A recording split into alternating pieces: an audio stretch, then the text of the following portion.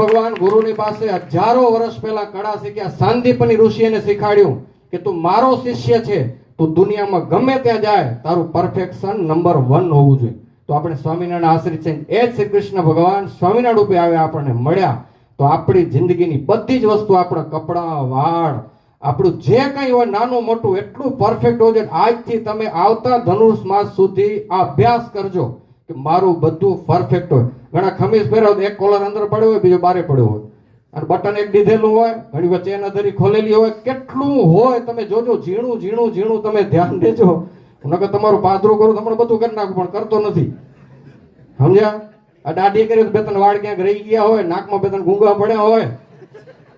આ બધી ઝીણી ઝીણી વસ્તુ આ ભગવાન બધું શીખવાડે છે. ભગવાનનો ભગત કેવો હોવો જોઈએ? લેગર વેગર ન હોવો જોઈએ. ઘણા શું ભગત તો લેગર વેગર હોય. ના, ભગત હોય લેગર વેગર ન હોય, કમ્પ્લેટ હોય. દુનિયાનો નંબર 1 પરફેક્શન વાળો એનો ભગવાનનો ભગત હોય. એની મૂછીઓ તો વટવારી હોય, એના વાળની સ્ટાઇલો તો વટવારી હોય. એવું નહીં કે સ્વામિનારાયણ થઈ ગયા કોઈના ભગત એટલે લગર વગર ફરવાનું. નો, પરફેક્ટ બધું અણી શુદ્ધ હોય, એની એક એક ક્રિયા અણી શુદ્ધ હોય. આવી આપણે સાંદીપની ઋષિના આશ્રમથી આપણને આજે વિદ્યા ભણવાની છે. તમારા બાળકોને પણ આવા તૈયાર કરજો. સ્કૂલમાં જાય એનું દફતર, એના ચોપડા ગમે તે રાખતો, એના કપડાં, એનું એક એક એટલું પરફેક્શન શીખવાડવાનું કે છોકરો ગમે મોટી કોઈ કંપનીમાં જાય, મોટી દુનિયાની કોઈ હસ્તીની સાથે જાય તો એનું લાગવું જોઈએ કે ક્યાંકથી સંસ્કાર લઈને આવ્યો છે.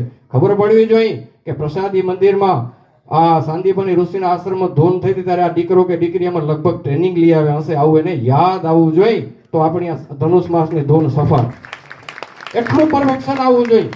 ખાલી તમે 1200 રૂપિયા દઈને ધૂન લખાવી જાઓ